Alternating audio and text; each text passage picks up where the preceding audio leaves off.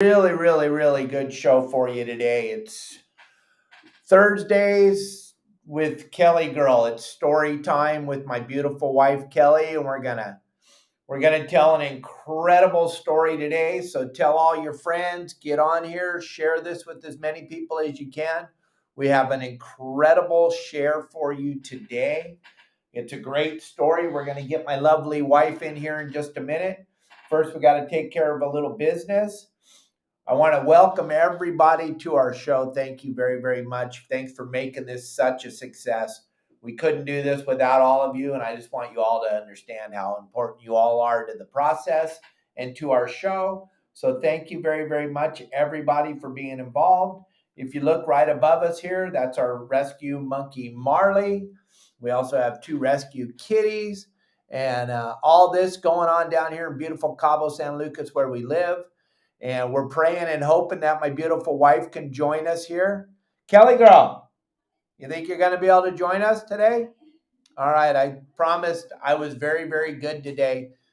Or last night, I was a very good boy. So my beautiful wife's going to join us on the show today. And we're going to tell an incredible story. So if you don't remember story time, Kelly and I did story time during all that crazy stuff that was going on in 2020 and 2021. Yes. And we were doing story time every single day. So today we're going to go back to our story time, and we're going to tell a really good story about our lives together. And Kelly's going to add in a whole bunch of content to it. We're going to talk. How long is the show? It's going to be a long time. No, we're going to talk about something that's crazy that happened to us. But real quick, gang, don't forget, you want to check out Pacific Sport Fishing Alliance. Check out Larry and the boys over there. They have a really cool thing going for everybody involved with your saltwater guide. If you hit that QR code, jump onto Pacific Sport Fishing Alliance, check out his bucket list vacation destinations for fishing. And Kelly Girl are going to join them on the Alaska trip. And we will have the exact dates for you soon. Probably next Thursday, we'll have the exact dates for you when we're going, if you want to go on a trip with us. But check out Pacific Sport Fishing Alliance. Grab that QR code right there, because you're definitely going to want to be involved with all the cool stuff. Hey, there's Marley coming out. Hey, Marley. All right, so check out Larry. We'll jump out of there, and we're going to talk about, this is an amazing story. So we have so many amazing but stories. This one's a good one, and it's going to go good, and I think you'll all enjoy it. I have no idea what story. We're going to tell the story about when I came home. Wow, I keep pushing. I know. We'll both be all the way back in the other room here in a minute. So, yeah, I just want to be next to you, sweetheart. I love you very much. I may not want to be next to you. Oh, my gosh. Could you imagine that? Thank you all for checking out that great picture of Kelly Girl this morning, catching her first ever thresher shark. We appreciate all the comments and all the likes. We appreciate that. That was skinny Kelly. Oh, my God. Yeah. She's all the way up to a size 0 right now. Anyway, so let's all right, gang. So 2019, I came home from work one day, and I told Kelly Girl, hey, I just took a job working for Fletcher Jones Motor Cars. And she's all, oh my gosh, that's so exciting. And I said, yeah, but the one thing that you might not be appreciative of is it's in Cabo San Lucas, Mexico. And she goes, oh, how long are you going to work down there? I said, well, we are moving to Cabo. I was shocked because Dave would come down here to Cabo quite a few times, and he'd stay a month or 2, or one time he stayed 3 months. So that was not unusual for him to work in Cabo for a long period of time, and I would just be in California working at my job in Newport Beach and being by myself. So when he said we are both moving, I was like, what? And he says, I need you to quit your job, give your 2-week notice tomorrow. And then I was like, what? Yeah, so here's how it went down. Oh, that didn't happen. Yeah, that's exactly how it went down. So I took the job before I talked to my beautiful wife. Probably not a good idea, those of you that are thinking about doing something like that. That's like with the monkey. he got the monkey. Didn't even talk to me really about it. He said, "Oh, by the way, we're getting a monkey in 2 weeks." So yeah. Yeah. So you need to work on that. So Anyway. So what I told Kelly girl was, I'm going to be working. This was in September. I'm going to be going down in October to go down there and check out the biking that I'm going to be running, and to check out the thing, and to find us a place to live and do all those things. And then you and I personally will move down there full time in January. All right, sweetheart? And what else did I say? I said, oh, and now we're kind of a little bit older. Kelly's not as old as I am, but we've accumulated quite a bit of stuff in our life. Yeah. And I'm 50, almost 51. Dave's 61. And I said, and we're not going to get We're not going to get storage. So at the time we had a little Mercedes Benz and a 4Runner. Mm-hmm. And I said, if it doesn't fit in these 2 cars, baby, you can't have it. So mind you, right now I have a whole room devoted to just clothes and shoes of mine. It's like I call it my closet room. Before we moved here, I can't even describe how much clothes I had. I ended up giving away so many things. Yeah, my neighbor from where we used to live made out real well, but yeah, I had to give away a lot of stuff because I had to decide what did I want, what was worth keeping, and what wasn't, because Dave was not going to get a storage facility. So anyway, go ahead. And I know this is a fishing show, those of you that are leaving that comment, and I do fishing. And we moved down here to take people fishing for a living. That's why we came down here. So here's what we'll talk about that. And if you're not into listening to the story, it's okay. You don't have to, but that's what we're doing today. We got Kelly girl on here and we're telling a story. So it has to do a lot with fishing because that's what we've done for a living for the last 48 years. So well, you have. Well, I have, and you've been a very big part of it for a very long time. So I told her that if it doesn't fit in the 2 cars, we're not getting a storage unit. So you have to figure it out and do something with it. And so I left 2 days later to fly down here to Cabo to check out my new job and check out everything that it had to do with it, and worked down here for about a month. And then my beautiful wife, I had a place to live that came with the job that I thought that was where we were supposed to live. So I called Kelly girl and I said, hey, can you come down next week? I'll buy you a ticket, come down, check out what we're doing, where we're going to live, and how it's all going to go. And so she said, yeah, sure. Sure, I'll come. So I book a flight on Southwest. I, go to the airport and I get on the plane and we're headed down. I'm headed down here to Cabo. And this is just a little side story. The plane was packed. I don't know I can't remember when exactly it was when I was coming here, but the plane was packed. I was sitting next to a mother and a toddler, like a 3-year-old. And the 3-year-old she did not want to sit with the mom, or she was kind of being a brat. She was kicking, screaming, kicked me up here, kicked me, all over. It was ridiculous. Anyway, I feel like the plane was doing something weird, right? So I look on my tracker app and the plane is flying in a circle. Over Loretto. And I'm like, what is going on? So just then the pilot came on and said, oh, you know what? There's some weather issues in Cabo. It was pouring down rain. It was hurricane time. It was the middle of November. So the pilot said, we are going to we're going to stay in this holding pattern for a bit, and then we'll continue on to our destination, which is Cabo. And I'm like, okay, so we're like going in a big circle, and then all of a sudden he comes back on and says, we're going to head to San Diego. We're going to fuel up, and then we'll try it again. We're going to head down to Cabo. But she didn't fly out of San Diego. You flew out of Orange County. I flew out of Orange County, but we were just going to fly to San Diego to get fuel. Because I guess we were using up a lot of fuel going in circles for a while. So everybody was confused. People were kind of upset. This little girl was kicking me, screaming, and I just wanted to get off the plane. And then the pilot comes on and says, you know what?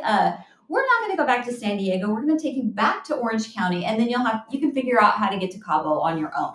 So now understand, this plane is full of people that are going on vacation to Cabo. Yeah.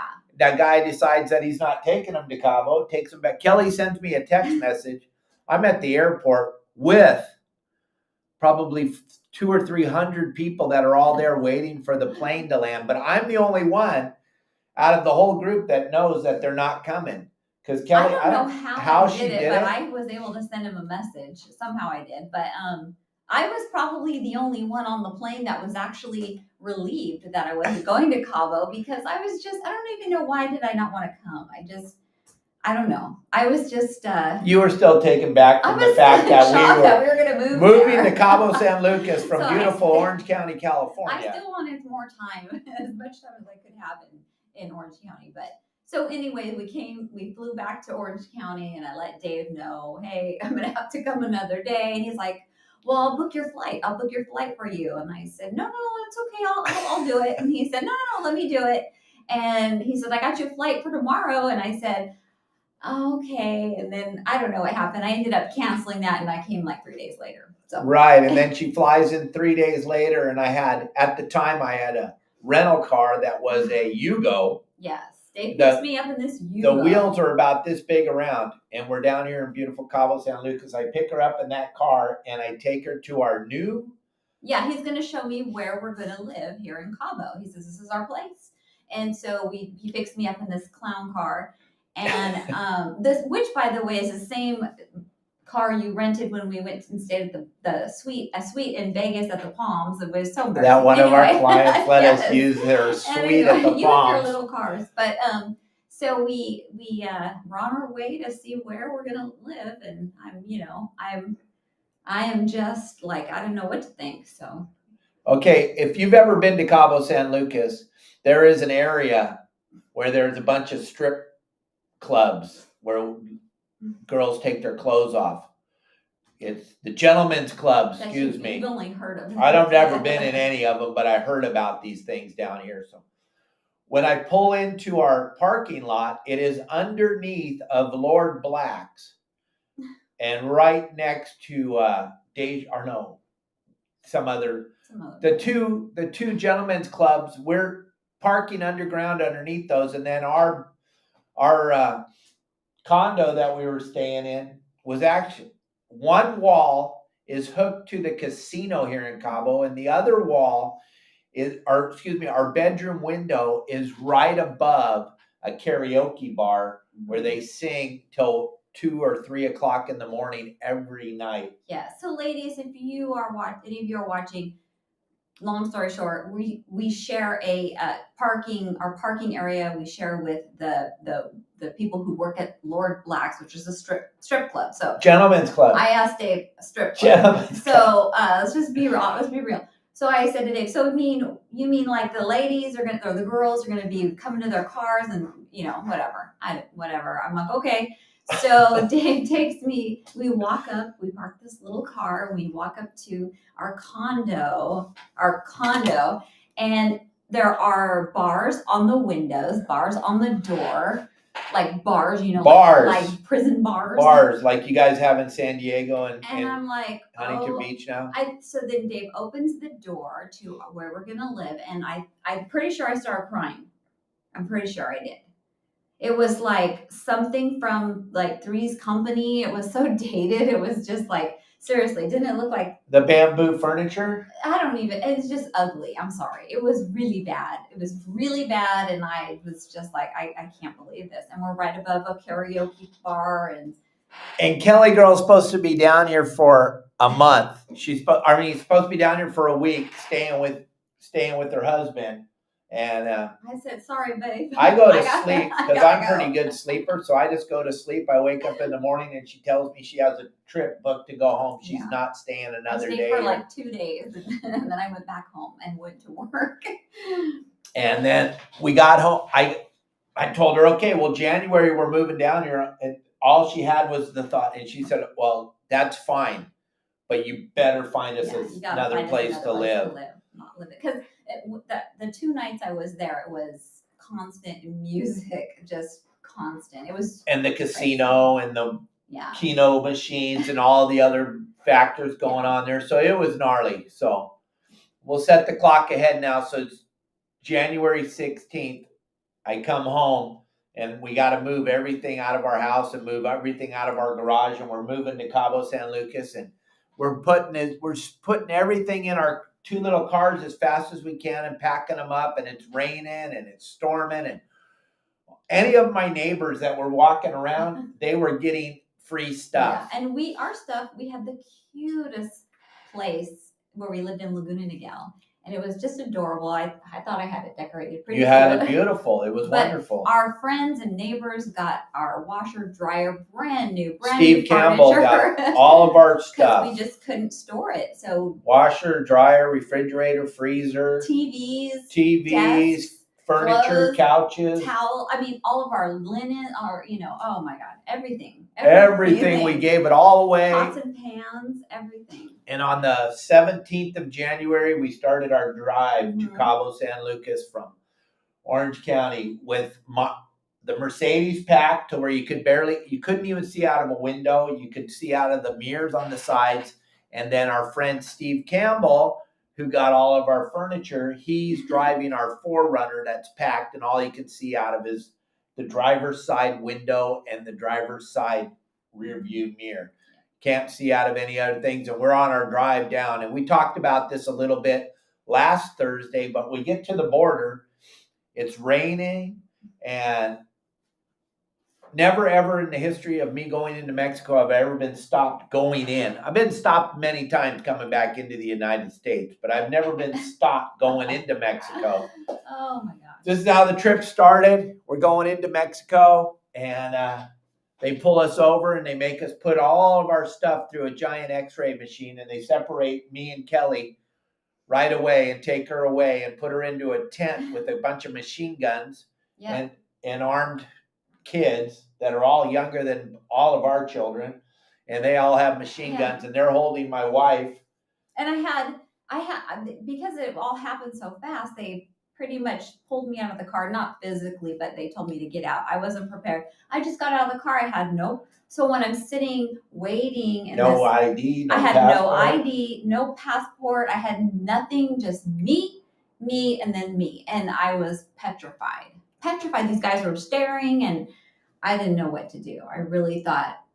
And it was raining. It was raining. It was bad, and I wanted to. I think I probably did cry. I don't know. So we got out of that mess. We got cars checked out. They didn't find all the drugs we were smuggling down here into Mexico or anything like that. They didn't steal any of our tackle or rods or reels, none of that stuff. They let us go, and we're on our way, and we're driving on down the highway, and we're cruising along, and we're having a good time. We're listening to music. We're talking. We're laughing. I'm showing Kelly all around Rosarita Beach, then Ensenada. Then we drove through Ensenada, and now, if you've ever done the drive, we're just at the bottom of the mountain where we start to drive up into the wine country, up into the mountains. And there's a gas station right there where it has just one lane where you can pull in and get gas. And I got the Mercedes in there, and then the 4Runners behind me with my buddy Steve in it. I fill up the Mercedes, I pull forward, then I get out of the Mercedes, go back to help Steve put the gas in the 4Runner. And I look on the ground, and I'm like, holy, and I touch it, and I say, that's gear oil. I go, oh my gosh. It's not gear oil, it's transmission fluid. It's pink. I go, oh no. I look underneath the Mercedes, and it's dripping down. The transmission is dripping. Now, remember, my boss at the time owns a little company called Fletcher Jones Motor Cars. He kind of does Mercedes-Benz. That's kind of his deal. And the car had been in his shop for 3 weeks, getting ready for this big drive. His ace #1 mechanic told us everything was ready to go. And so we were on our way. But this was an unavoidable deal. And just no one could have seen this coming. But there was this certain part in the transmission that was leaking the fluid. it's going to be a big mess now because everything we own, we're in Ensenada, we're in the middle of nowhere. It's 4:30 in the afternoon. It's like, Yeah. Oh my God. And that was time for Dave to make I don't know what to do. I don't know what to do. I'm at my wit's end. I called the mechanic. Thank goodness we have, and he goes, okay, well, you have to put in the Mercedes-Benz transmission fluid if you're going to put any transmission fluid in it at all. And I'm like, do you have any idea where I'm at? We're not putting Mercedes-Benz transmission fluid in here. We're going to put the transmission. I go back into this. Now, this place is like, I don't know. This gas station, let me just say, this gas station, it looked like something from like, I saw a gas station like in an episode of I Love Lucy that looked just like our this. Mayberry RFD. Yeah, it was like from the 1950s or 60s. It was just so old. And like Dave said, they had one pump. And Dave went inside to see if he could purchase any oil. And there it is. All the products, the 3 products that they did have were covered in dust. But they had transmission fluid. They had unbelievable. They had 2 bottles of transmission fluid. I'm like, oh my gosh. So I put the transmission fluid in, and I'm thinking, okay, we're gonna give it a try. We're gonna we're not going up that mountain without transmission. We're gonna turn around. And we turned around and we started driving back to Ensenada. And on the side of the road was a junkyard. Mm-hmm. Big, giant junkyard. Yes. And it's still raining. And so we see this junkyard and this big junkyard. And then there was this. Oh, what about before we went by there? You saw that haunted house on the hill? So let's back up a little bit. Before we made it to that gas station, we're just cruising along and I'm taking pictures of, just sights and stuff like that. And we come up on this scary looking, I don't know what it was. It was like a building up on a hill off the side of the, I don't know, kind of a ways from the road. But it was up on a hill. It looked like something from like a horror movie. And I thought it was so scary looking that I took a picture of it. And so then we moved on and that was it. So.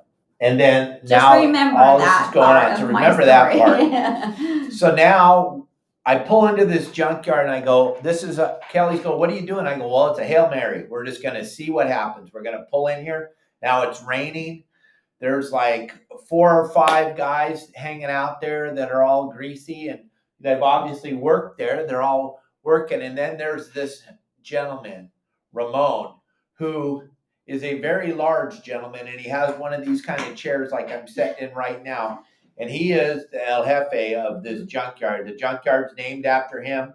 It's a big, giant junkyard. But they have a pit. If you know, like the old days, before they had lifts to lift the cars up, they have a pit. And he's all, in his broken English, he told me to pull into the pit. Now, the pit has about 2.5 feet of water in it. I'm looking. I pull over the pit. Kelly's in the car. So I'm in the car. Dave's, communicating with this guy. He was in a recliner, like a leather recliner, not like an office chair. And he's talking to all these younger guys around him. And I thought to myself, oh, this guy is going to rip us off. He's going to do something bad. Like, this is not good. And I think I even told you, we can't let him look at our car. Like, he's probably, telling these guys to, I don't know what. I was very suspicious. And I'm not, because I've been working down here for so long. And let me just tell you something. The people of Mexico are the kindest, nicest human beings on the planet and the most honest. And that is going to play a big part in this But I could, story. I could not have been further, But Kelly girl, she's watched too many episodes of Dateline. She's watched the news in California for so long. Like all our friends always say, aren't you scared living in Mexico? No, we don't live in LA. We're not terrified in any way, shape, or form. But at the time, Kelly hadn't spent any time down here. But I already knew that if there was any way they were going to help us, this was where it was going to happen. So back to what we were saying.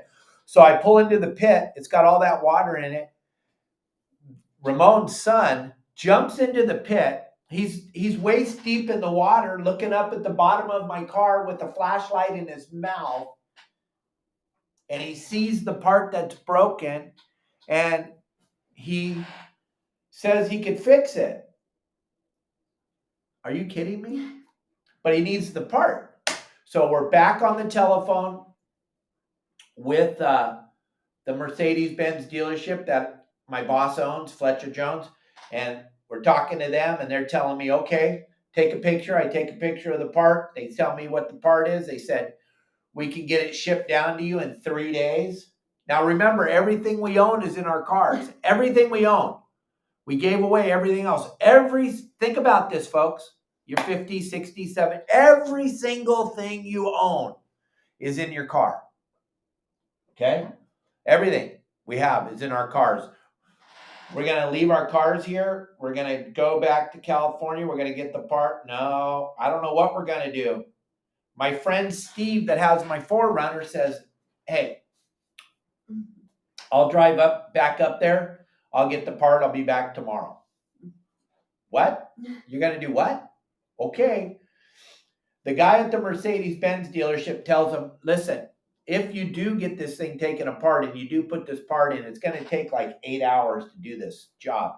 It's going to take 8 hours to do the job. So they bring Steve into the warehouse in the morning and lay everything out at Fletcher Jones in their repair shop. And they lay it all out on a table and they show Steve. And Steve's super good. He works for Fishing Boats Unlimited. Steve Campbell's probably one of the smartest human beings I know for fixing anything that is actually anything.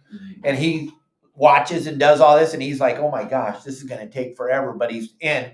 And they give him a spare part. But in the time being, back to where we're at the junkyard, I tell Ramon, I go, hey, Kelly's got to go somewhere. She's got to have somewhere to stay. It's raining. It's gross. I'll hang out with you guys. We'll talk. We'll do whatever. I'll buy y'all lunch. I'll do whatever you want. So real quick, just so we make it clear. So we go to this junkyard. They're going to fix they're going to, help us out. Our friend leaves the junkyard and drives all the way back to Newport Beach. From Ensenada. And so we are left, Dave and I are there with our Mercedes, or not with our Mercedes, with the Mercedes. The Mercedes that doesn't run. Right, that doesn't run. And so the owner of the junkyard, says, let's go get something to eat. No, he says, I have my friend's hotel. Kelly can stay at the hotel. You and I will go get food for everybody, because I offered to buy everybody food because these guys are helping us out. So, but still, because I'm a human, I'm still thinking I can't leave this car here with all of our stuff in it, because it's everything we own. Even though I love these people they even offered to let us stay at their house. Like we could, stay there as long as we needed. They're very, very sweet. But then he says, my friend has a hotel. We'll go to the hotel. We'll drop Kelly off at the hotel. I'll follow you. You drive the Mercedes to the hotel. It's got a big secure parking lot, and then we'll go get food. We follow him. Guess where we end up going? To the Haunted Mansion. To that scary building that I took a picture of on the way there. This place is made out of brick. We pull into the parking lot, and Dave goes into the office and rents a room, and he takes us Dave and I walk to the room, and well, here. I don't know. I rent the room, and the guy's all, here, you need blankets. And he gives me some blankets, and I'm like, okay. And I'm like, I grab the blankets, and I'm like, got the key, and I go get Kelly out of the car, and I go get whatever you want to get out of the car. But yes, the parking lot is huge, and it's super secure, and it's right next to the office. So I feel good about leaving the car there. And it's like less than a 2-minute drive back to the junkyard where they're going to fix our car. So I'm excited about that. I take Kelly up to the room. I unlock the room. It is freezing. You can see your breath in the room. And it's still raining. And there's no heater. And bars on the windows. Right? Blood on the chair. There was some furniture in there, like they had put like outdoor patio, like a patio chair and little table, but they put it inside. There was blood on the little pad, the chair pad. And Dave ended up leaving me. So Go ahead. So I'd say, here you go, babe. Here's the 2 blankets. Relax. She had to go potty too. Relax. She had to go potty. I'm like, hey, I got you a hotel room. Go enjoy yourself. So let me have tell a you. spa treatment. Yeah, here's what I did. So I get in the room and I assess everything. I ended up just putting my hoodie over my head and I lay down on the bed, which I really didn't even want to do that. And I just curled up in the fetal position. I didn't even go to the bathroom because it was scary. I was scared to death because Dave left me. I didn't know what was going on, and it was freezing, and I just couldn't believe what had already happened on this trip that we had just left. I mean, this is the start of our trip. This is our new life in Mexico. This is how it's starting. So Dave's off, and he's getting lunch with these guys, and got a great time. Oh yeah, time of my life. Because I have no worries at all. I'm like, Kelly's taken care of. I got her a really nice 5-star hotel room, and she's getting a spa treatment, and I'm out getting carnitas with the guys. Yeah, and I love carnitas. But we go to this carnitas place, and it's 2 for 1, and we buy like 4 kilos of carnitas, and a bunch of tortillas, and 2 big giant Cokes. Those 2-liter bottles of Coke, and a bunch of cups. And the carnitas is all the parts and pieces of the pig. It's the intestines and the lips and the culo and all that stuff. And we were eating it like crazy. Me and the guys were having a ball, and I bring Kelly back a bag. He comes back to the room. I'm laying on the bed in the fetal position. I don't even want to speak to him. Not that I was mad at him. I knew it wasn't his fault, but I just was not happy about what was going on. And so he brings me this like styrofoam container, and I open it up because I was pretty hungry. I still hadn't gone to the bathroom, but I just wanted to eat something. And I almost threw up. But, right, I was like, what is this? You know, what did you do? Oh my God. Like, yeah. Remember where we are, though. Remember where we are. So it's not like, and I'm riding around with these guys, so I have to go wherever we go. The food's fine for me. I don't care. But Kelly girl, no, it's not so much. So we get back. I just drop her off the bag of food. I love you. I'm going to go with the guys. I'll be back. And I go over to the junkyard, and we throw out all the food, and we're all eating, having a good time, talking. And I called my sister at the time, and I talked to her, and she goes, what? You did what? Kelly's where? And I go, and he goes, oh my God. Let me call Mary. And she calls Mary DeStefano, my good buddy Greg DeStefano's wife. And she's, oh my God, let me call Greg. Calls Greg. Greg calls me immediately and goes, what is wrong with you? You can't do that to Kelly. Go get her right now and take her to this 5-star resort on the water in Ensenada called Estero Beach. I go, okay. I don't know. So I get an Uber, go back to the house, go back to the beautiful hotel. But I'm happy because, listen, in order to keep the Mercedes there, we had to have this room. Everything's working out because there is a higher power greater than myself that's running the show. I'm just trying to facilitate whatever the higher power gives us at the time. So we have a place to leave the Mercedes with everything we own in it. Remember, everything we own is in this car. Everything. And we get in an Uber, and we go to the beach at Estero Beach to this super, really fantastic hotel. Really fantastic. It was a big resort. Big resort. No one's there. It's there. The off season. No one's there. So I get a suite. I check Kelly in, and I'm like, okay, well, I got to go back and check on the car and see what's going on and how these guys, and let them know the car is going to be there. So I'll be back. You're at this 5-star resort now. So I'm off, and I take off. Well, 5-star for where we are. Yeah, for where we are. In California, it's like a 1.5 stars. But it was nice. Super nice. So I take off, and I go, and I'm dealing with these guys, and I come back. Everyone assures me that the car will be okay, and we're going to take care of it tomorrow. And I call Steve, and he's made it up to Newport, and he's picked up the parts now and all this time. And he's going to be leaving at 7 o'clock in the morning. That means he should be down there around the junkyard around 11 in the morning. the next day, so I go, okay, cool. I'm going to go back to the resort. We're going to go have a nice dinner, and we're going to just kind of take a shower and wash this day off and get ready for the day tomorrow. So we go and we have a really nice dinner. Yeah, we did. And we're making the best out of this situation. Then I get up in the morning and I go, I'm going back over to the junkyard to check on our car. Because remember, everything we own's over there. Yep. I leave Kelly at the resort. I run over there and I hang out with the boys. We have breakfast. And I buy everybody breakfast. And Steve gets down there around 10:30 in the morning. And he goes, okay, look. And he has like a stack of blueprints for how this thing has to go together. And it's a big, thick stack.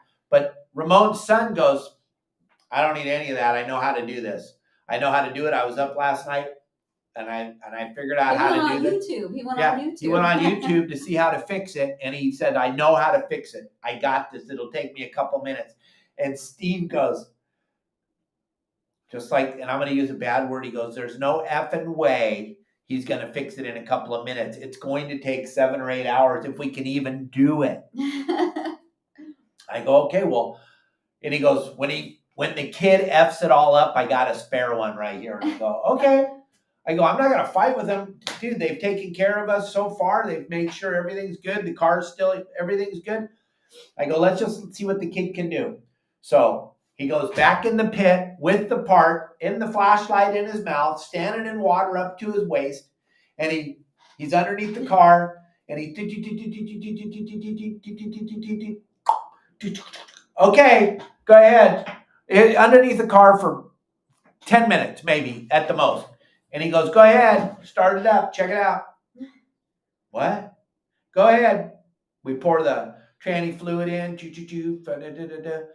start up the car, drive out of the pit. He goes, drive down the road, come back. I drive down the road, I turn around, I come back. I pull into the dirt lot, and Steve goes, there's no effing way. There's no effing way. And I go, well, I don't know. We pull it in the pit. Steve goes underneath there with the flashlight. He won't go all the way under because he's not going to stand in the water, but he's looking around. He's all, there's no leaks. And I go, the car's shifting. I go, this is incredible.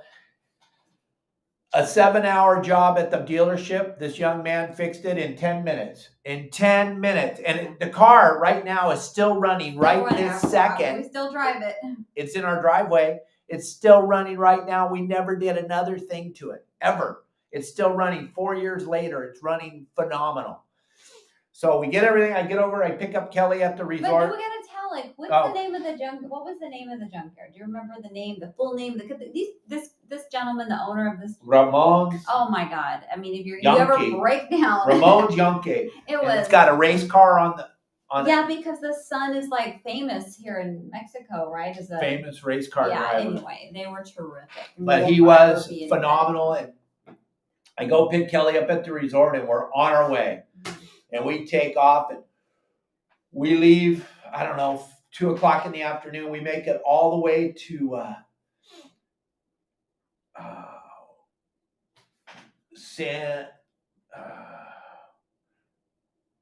where San Martin Island is. San Quintin, yes. We make it to San Quintin, to the old mission that night, and have a nice dinner there at the old mission and spend the night. Get up in the morning, and we're on our way. Now, we leave early in the morning from San Quintin. Beautiful hotel, the El Mission. Yeah. Take off from there, and we're on our way. We're driving down, and the whole way I'm telling Kelly, hey, we're going to stop in San Ignacio. It's going to be beautiful. It's an oasis in the middle of the desert. It's going to be beautiful. That's when you enter into Baja Sur. That's when you're in South Baja. When you get to San Ignacio, that's the separation point. We're going to be down and we're going to go to the mission there, and it's going to be beautiful, and everything's going to be great. We've gone through like 4 checkpoints already. Everyone's waving us through. Everybody's all happy. Everybody's happy. So we're driving. Steve's in front of us. He's having his adult beverages, and he's doing his thing, and he's driving, and everything's happy. Kelly and I, we don't do adult beverage. We don't do anything. We're cruising along, and Kelly's got her eyebrow pencil on the dash. My lip liner. Lip liner. She's been doing her makeup and stuff. We pull up to the checkpoint at San Ignacio, and for some reason, they're looking for somebody in a silver Mercedes because they pull us over immediately. They decide that Kelly's eyebrow pencil is lip liner. Lip liner is something to smoke marijuana out of. So they pull us over to the side of the. They get Kelly out of the car again. This is day 2 of the. Well, it's actually Not day like 3 yeah. or 4, but it's actually the second real day of traveling. They separate us again from the car. They decide that we are smuggling some type of drugs. They take every single thing first, before they take everything out, they take us out and separate us. So they put me kind of close to the car that I had to stand by, almost next to the car. And then Dave is on the other side of the car away from me. And I'm like, oh my God, I've never had this happen to me. I've never even been in really Mexico, like this far into Mexico. I mean, by car. And I'm just like, oh my God, what they're going to take us away. They're going to snatch me away and take me God knows where. I just have always heard, these horror stories. So anyway. And it's military. It's full on military. And so they got me and they're telling. I really thought that they were going to kidnap me or him and, sell our organs or something. I thought this is what was going to happen. I really did. I thought, oh God, but anyway. So. And they're asking me where the drugs are. They keep asking me over and over and over again, where's the drugs? Where's the drugs? I'm like, we don't have any drugs, sir. We're going to take your whole car apart. I said, well, then you're going to take it apart because we don't have any drugs. And it wasn't because we look like druggies. It was because somebody had tipped off somebody that this car obviously had some drugs in it. So they take every single thing out of the car and keeping us separated. And they're telling me to hit the eyebrow pencil. Yes. I'm like, you can't. It was stuck together so tight that the lid wouldn't come off. But I guess it looks like one of those pens that the kids smoke pot out of. It was bizarre. But this is going on forever. And every single thing we own is out of the car. And they're going through and they're tapping on the floorboards and they're looking all over the car. And they got the trunk, everything in the trunk out and the jack and everything. They got everything out. This goes on for, I don't know, half an hour, 45 minutes. Mm-hmm. Then they finally, and then they're going to go through Kelly's purse. So this the main guy is, at the very end is going to go through my purse. He wants to search my purse. And I said, excuse me, you enter at your own risk, but if you find my eyelash curler, let me know because I haven't been able to find it. It's just a mess in my purse. There's so much stuff in there, but good luck. She's in a good mood. She's not freaking out now. Because they're not. I was kind of mad. They're not finding anything. Things are starting to. It serves you right. Then he just gives up and he starts putting everything back in Kelly's purse, and then he starts to help us put everything back in the car, and he's all okay. And we put everything back in there. It takes probably a half an hour to load the car. And he tells us we're on our way. At the time, there's a theme here every time. Kelly had to go potty. Mm-hmm. And remember, she had to go potty before. Yeah. Well, now she got to go potty. And I'm all, okay, well, we'll just stop here in San Ignacio. You can look at the mission and we'll go potty there. And she's all, we're not stopping. I don't want to look at anywhere. I just want to go till we get to Loretto. Because you said we're going to get a hotel room in Loretto. Yeah, I was not interested at that point in stopping and sightseeing. I just wanted to get to our destination. And I knew we weren't driving at night. So if we had to stop at a hotel, that was fine. But I wanted to just get that drive over with. So San Ignacio to Loretto is about a 5-hour drive. And I'm like, baby, you're going to have to go to the bathroom before we... Nope, I'm not getting out of this car until we get there. I'm like, okay. So we drive through... When you come over the mountain into the Sea of Cortez, first thing you come into is Santa Rosalia. Then you go from Santa Rosalia to Mulegé to Loretto. Kelly doesn't give two poops about... I'm trying to show her stuff. She's got a piece of bad, but she doesn't care. She's so pissed off right now that all this stuff has happened and she's like over it. So needless to say, 5 hours later, we pull into Loretto and we pull up to our hotel. And I have to go to the bathroom. Super bad. So Dave goes into the lobby, the front lobby, and he's supposedly getting the room so she can go potty. He's taking forever. And I'm just like, what is going on? Like, okay, I'm not waiting. I left our car in the front of this hotel. I just left it there with everything in it. I march into the lobby of this hotel, and there's Dave standing with a large group of guys just talking about himself and I'm how giving good, a and how seminar. bitchin' he is. And I'm like, are you kidding They all me? know me because I they have all to fish. pee. They're down there for a tournament. And they all knew me, and they wanted to talk to me about what was the best way to He's go like, about oh, yellowtail man, he fishing. wants to introduce me. I said, no, I got to pee. I need to go. So, yeah, that did not help at all. I was super pissed about that. I'm sorry, but yeah. Unbelievable, right? Yeah. So I made after I got done doing my little seminar, I made sure that the hotel could put our cars right outside of our room. We check in. They're like, nope, Steve's room will be there. You guys will be upstairs. I'm like, okay. So Steve's room's right by our car. So he opens his windows here. We go into our room, and there is one bed. One bed, and it's not a twin. It was like a full Double. Or yeah, Yeah, full, like a just double. full. I mean, and we, sometimes we like each other, sometimes we don't. Right now, we're not liking each other at too this much. point, I was like, I don't want to sleep that close to him, and there was it was weird. That was I mean, it was a nice place, but that was the only bed they had. I went back downstairs. The place was full. They didn't have any other beds. That was it. It was like sleeping on a wooden box, though. It really was. I remember. Well, we just laid there for a few hours and then got up and then started our trip. So from Loretto to Cabo is like 6 hours without any traffic and no semis or anything happening. So we get up in the morning. We have a nice breakfast. We had a phenomenal dinner in Loretto that night at the steakhouse. We had a really nice dinner. Things are starting to look a little bit better. We only got 6 more hours. We're going to be at our new home. She has never seen our house. I've never seen our home because Dave, remember I said to him, hey, I'm not coming back. I'm not coming back until you get us a new place to live. So it was up to him to find us a place. I didn't see it. I didn't have really much say in it. And that's where we live now. So I was going to see where we were going to live for the very first time. So on the road again, off we go. We're on the road. We're driving. We go up the mountains in Loretto. The Mercedes running great, by the way. It runs phenomenal. There's no problems with it. We're driving through the mountains, and we drive through Constitucion, and that town's got more stop signs than any town on the planet Earth. It's got 38 stop signs in a 1.5 mile zone. But we get through there. We're cruising we're coming down the mountain into La Paz. We get into the town of La Paz, and we do like there's a little shortcut to get through everything. And I'm looking in the rearview mirror, and my buddy Steve is in our 4Runner, but he's not back there. I don't see him back there, so I slow down. Here he comes around the corner. I'm doing like 20. He's doing like 10. And I'm like, what is he?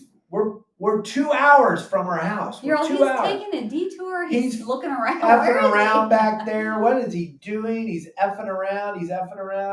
All of a sudden, he isn't going anywhere now. The car is done. It's stopped. We had the little CB. What are those walkie-talkies, right? Walkie-talkies. And Steve comes on the walkie-talkie and says, "Car's done." The truck. Well, truck is done. It's not going anywhere. I'm like, you got to be kidding me.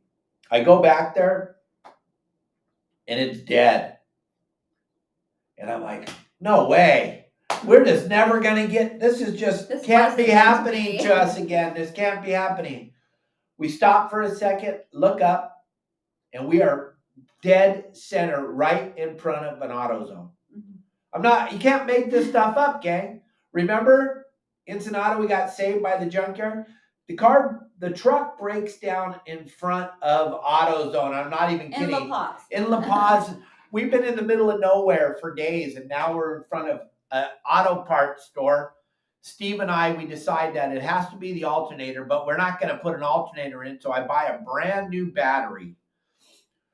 I go across the street, buy the brand new battery, bring it over, we put it in the truck, hook it up, truck starts right up, and we drive home. If a brand new battery will last a few hours without an alternator, so we're just driving. I'm like, we're going to go as far as we can until the truck quits running. And remember, it's got everything we own in it, and it made it all the way home. and we pulled into our beautiful home here, and here we are today in our beautiful we're still home in the same house with our beautiful monkey. And yeah, that was traumatic experience, but I'm still here. And then 2 months later, we fly up for the last Fred Hall Fishing Tackle and Boat Show at the Long Beach Convention Center, because I have a booth there and I'm doing a show there and I'm doing a bunch of seminars there. And that was the last trade show in America. That show was the last trade show in America. And then all holy heck broke loose. And let me tell you guys something. If you can get your lovely wife to move to a third world country with you, to quit her job, get rid of everything of she her owns, belongings, pretty much. All my winter clothes, I didn't bring any. and then move to a third world country, and then go through a global pandemic, and then still be with you, and then do the unheard of and get this tattooed on her arm that says Captain Dave. You know you got a winner. You know you got a winner. Hey, gang, I hope you enjoyed this story. This is a story, one of the many, many stories of our life. There. It was crazy. But that's how I got Kelly to move to Mexico with me. Pretty amazing stuff, right, gang? Pretty amazing stuff. Mind over bladder, Kelly. Mind over bladder. That's right. Absolutely.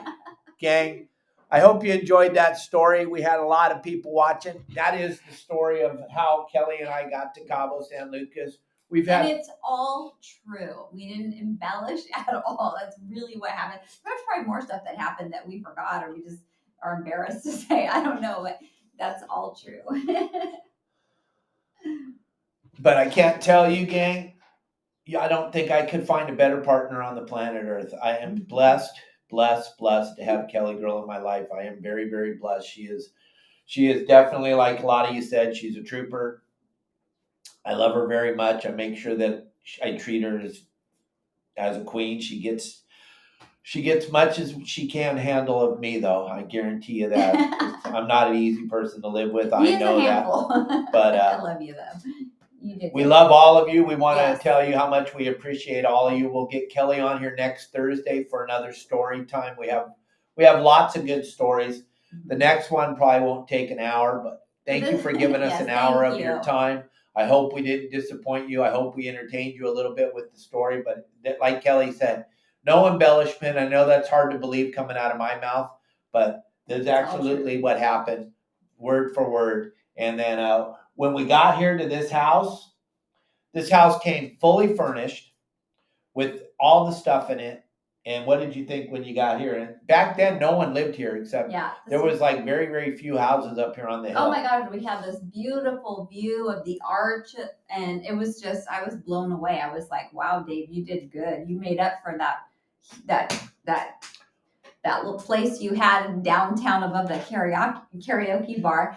And the Gentlemen's Club. Yeah. And this place is a cutest house. It's 2-story, 3-bedroom, 3-bath. And a lot of you have seen it. We've done a lot of videos of the house and showed people where we live and all that stuff. But once again, I just want to thank everybody for helping Kelly and I out as much as you do. And during the pandemic, when we were doing our live shows every single day and doing story time, and the love and everything that you gave us, because we were just like all of you. We were all scared of what was going on in the world at the time. And we were down here in a third world country, and all we had was all of you. Mm-hmm. All we had was you guys watching our show and showing us your love and giving us all your kind thoughts and prayers and everything else. And I want to thank everybody, because we probably wouldn't have made it through it without all of you. And I want to thank you all. Hopefully we entertained you again today with some cool stories of our life. Fun. Yeah. And thank you very much. And tomorrow we were going to have Tito Ortiz on the show, but Tito had a call. He had to end up going to Miami. So he's in Miami tonight, and we don't know if his internet's going to work or not. So we're going to have Tito on the show in May. We're going to have the great Todd Manser join us again tomorrow. We're going to have a tribute to Todd's boss. Todd's boss passed away last night. Very, very sad, very tragic. Ralph was like Todd's adopted father. Ralph's been a huge part of Todd's life for a very, very long time. Ralph is the owner of the boardroom. Todd's been with Ralph for a very, very long time. So we're going to have a tribute show to Ralph tomorrow with Todd, with lots of great stories about Ralph. You want to tune in for that, and Todd's going to talk about what he's seeing out there on the water. He's out there right now whale watching and seeing the temperatures change in the water, and he's going to have all kinds of good insight. Plus, we're going to have a lot of good stories about Todd Ralph. Watching. Hi, Todd. Thank you, Todd, for helping us out tomorrow, being part of the show. I know this is a tough time in your life. We love you very, very much, all of you. And hopefully you guys can tune in tomorrow and watch Todd and I talk about the great man, Ralph, the great human being that he was, and all the cool things he did for Todd and helped Todd in Todd's life. And I thank all of you once again. Kelly. Yes, thank you. Tell everybody. Oh, thank you all so much. Yes, thank you. And Dave's crying. Dave's crying right now. Yeah, I love Todd. Yes, Todd's a special guy. So, gang, thank you again, and we'll see you tomorrow. Thanks. Bye.